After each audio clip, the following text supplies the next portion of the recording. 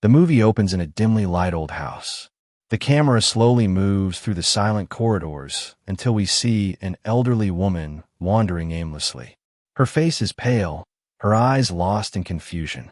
She shuffles into a room and quietly sits down. A young man is sleeping there.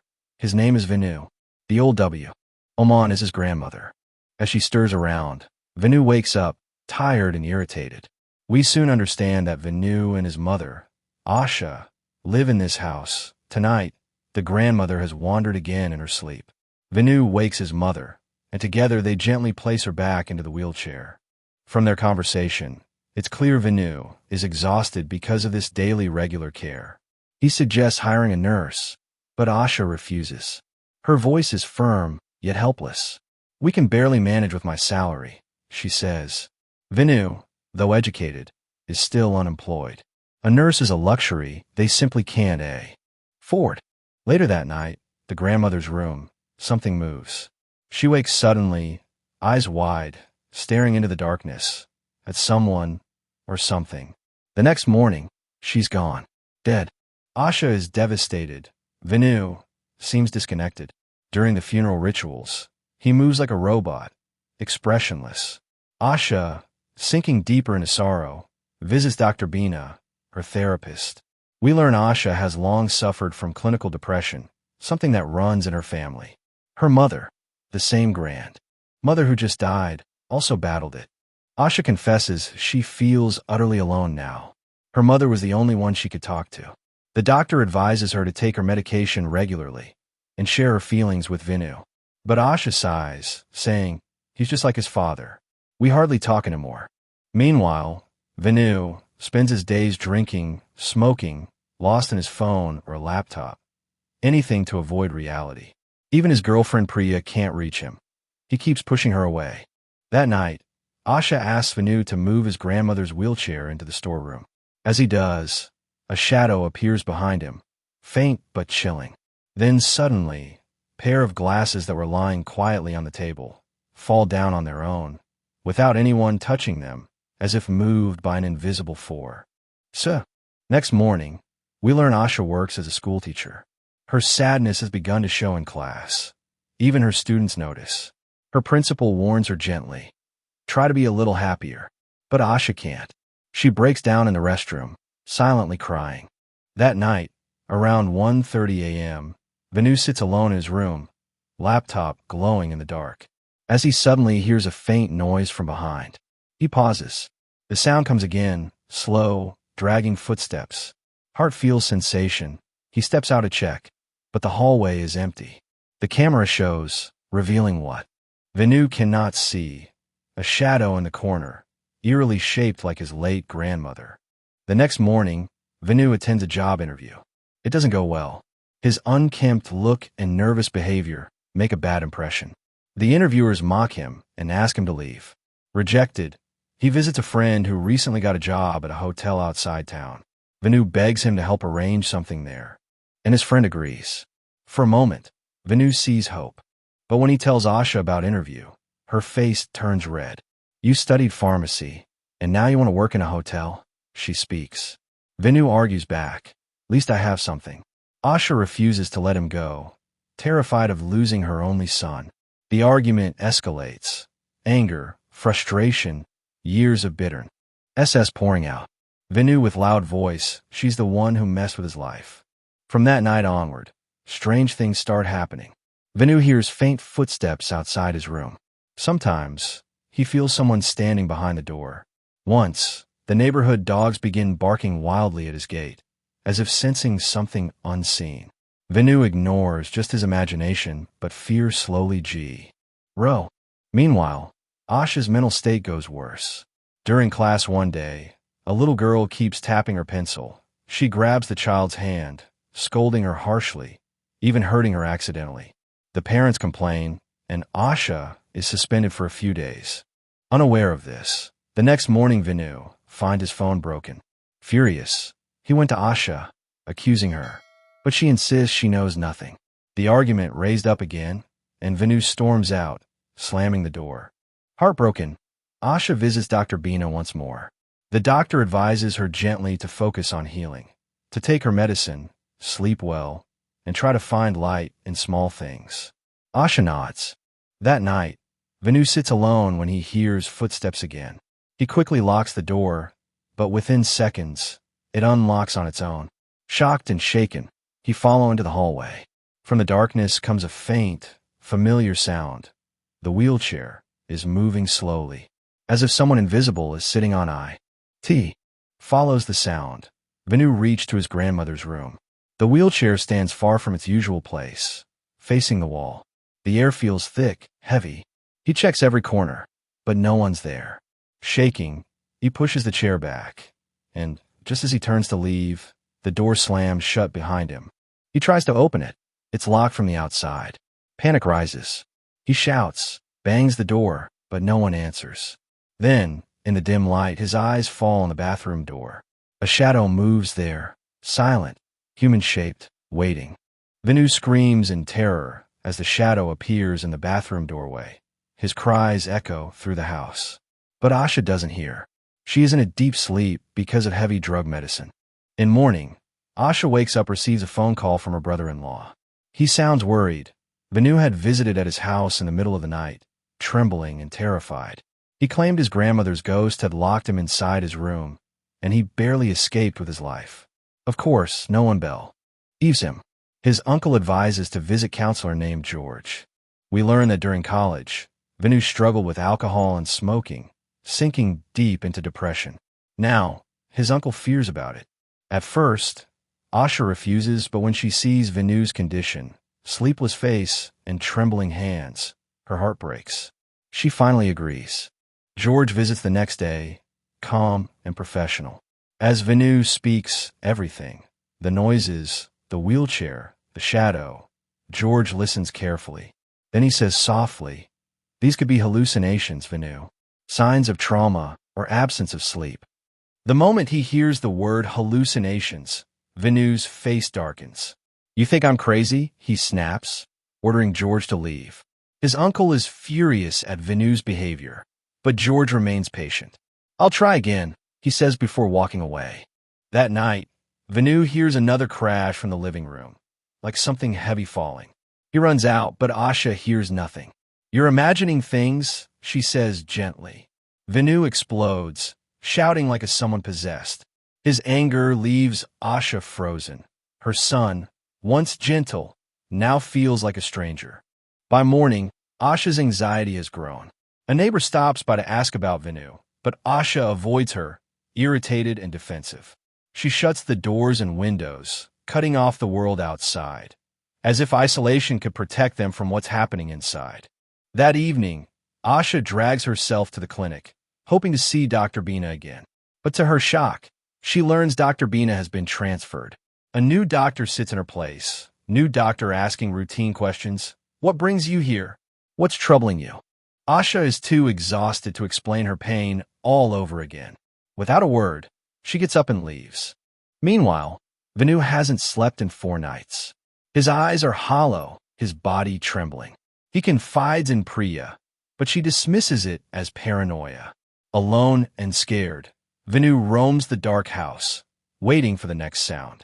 George returns the next day, but finds the main door is locked. Outside the house, as he's about to leave, the neighbor appears again, whispering something strange. "You shouldn't stay here too long, sir. This house, it's not right." George frowns. "What do you mean?"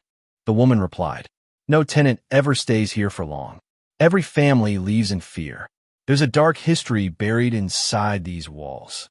Long time ago, a newlywed couple moved into this house, young, full of laughter, and dreaming of a happy life. But soon, something inside those walls began to change. The husband's mind started slipping into darkness. One night, in a fit of madness, he poisoned his wife and children, and then hung himself. After that, the house stood empty, silent, cursed. Then a year later, a banker moved in, but even he couldn't escape the house's grip. One night, he tried to end his own life too. He survived, but only to live paralyzed, trapped inside his own body. And after that, 6 long years, the house remained untouched. Now, Asha and her son Vina live there. Her mother is already gone, and deep down, Asha fears that the same fate is waiting for them. When Counselor George learns the history of the house, he distances himself from the family. But Vinus has started to drink heavily, drifts into hallucinations, and feels a presence that never leaves him. Watching, whispering, waiting. Asha can't stand seeing her son like this. She keeps trying to call George, but he ignores her, torn between logic and fear. George's wife, who finally convinces him to find out the truth. What if it's not madness? She asks. What if they really need your help? The next day, George visits the house's original owner. The old man confirms every nightmare. The house, he says, once belonged to his son and daughter-in-law. They had built it with love, but soon after moving in, everything fell apart. His son murdered his whole family, then himself. The same story that woman told earlier. George then meets the banker's wife, who reveals more horror. Her husband used to say he could feel someone else living in the house. She never believed him, until the day he tried to take his life. He was saved, but lost his body forever. Meanwhile, Venu is completely broken. He picks fights at bars, screams at invisible figures, and collapses into fits of rage and terror. His uncle rushes him home, telling Asha it's time. Venu needs a hospital. His mind isn't stable anymore, he insists. Tomorrow, we'll get him admitted. Hearing that, Asha breaks down. That night, George calls the uncle, desperate to explain that the house itself is cursed. But the man dismisses him coldly. It's not ghosts, George. It's mental illness.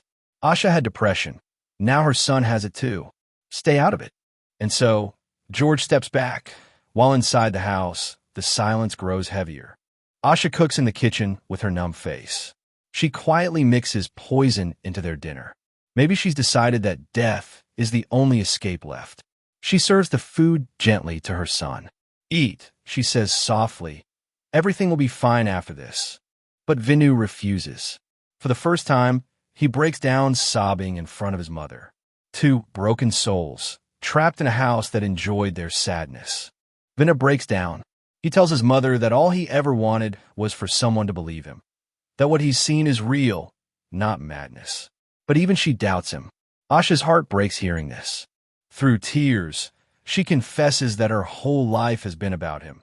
Every sacrifice, every pain, but she can't bear watching him fall apart like this. For the first time, mother and son cry together, truly seeing each other's pain.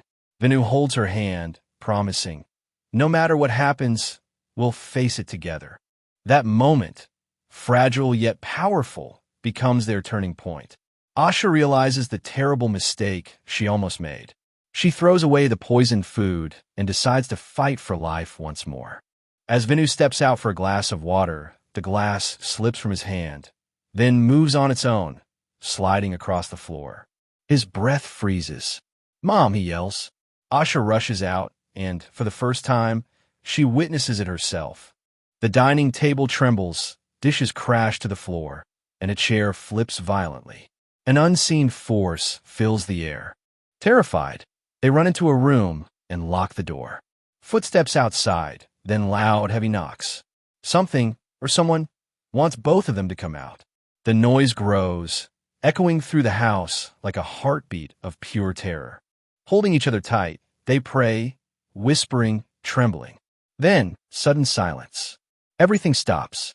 Thinking the danger has passed, they run for the main door, but it's locked from the inside. The key lies in the same room they just escaped. Venu forces himself to go back. As Asha waits, she turns and freezes. A noose dangles before her, moving gently, as if inviting her to give up. Her eyes fill with horror. Inside, Venu finds the key but also sees a small dark figure, the shadow of a little girl. He gasps, heart pounding, yet somehow gathers courage, grabs the key, and rushes back. Now the room fills with dark shapes. The spirits of the man, his wife, and their child emerge, closing in from every side. But Asha doesn't give up. She drags Venu toward the door, screaming for him to run. Just as the shadows reach out, they unlock the door and burst into the open air. Behind them, unseen hands stretch from the darkness, reaching but missed by inches. Cut to morning. Movers load boxes into a truck. Asha and Vinu are leaving the cursed house at last. George stands beside them. Even now, the uncle refuses to believe in ghosts. There was never anything wrong with the house, he insists. George simply replies, "Sometimes we only believe when we see it with our own eyes. But that doesn't mean it's not real." In the final scene, Asha and Vinu sit quietly together, sunlight warming their faces. They look tired, but free, as if life, for once, might show them mercy. And that's where BhoothaKalaam ends. It's not just a story of haunted walls, but of grief, trauma, and two souls learning that some ghosts live experiences within. In the final moments of BhoothaKalaam, the truth finally comes to light. Those dark figures that haunted Asha and Vinu were ghosts of the landlord's son and his family. They wanted Asha and Vinu to suffer the same fate and sadness after grandmother's death, that tragically or intentionally, which movie doesn't show. When Asha threw away the poisoned food, those restless souls grew furious. In an action, objects flew, doors slammed, whispers turned into scream. Negative energy attracts negative energy. Perhaps the house itself was cursed, feeding on the depression and hopelessness of anyone who entered. Maybe the spirits were real, and they enjoyed on those already broken from within. Every scene, Asha's helpless anger, Vinu's breakdowns, the eerie silence of the house, feels painfully real. Middle-class struggle, loneliness, and mental pain is haunting in itself. In the end, as Asha and Vinu walk out of that house, alive, trembling, but together, the camera lingers that something still watches them from behind the curtains. If you like the video explanation, please give your like and comment. Thanks for watching. Hope you have enjoyed this. See you in next amazing video. Till then, take care and best wishes. But don't forget to like and subscribe.